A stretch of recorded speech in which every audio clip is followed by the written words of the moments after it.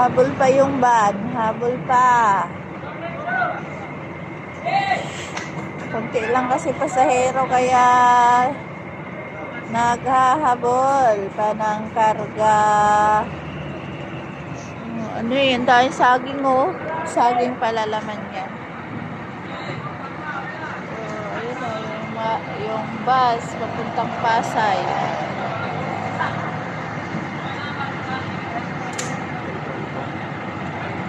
Ayan, nakakarga na yung van. Sana wala nang dadating. Oh, mayroon pa doon sa gate oh. May nagdala pa ng ticket. Nahabol pa yan.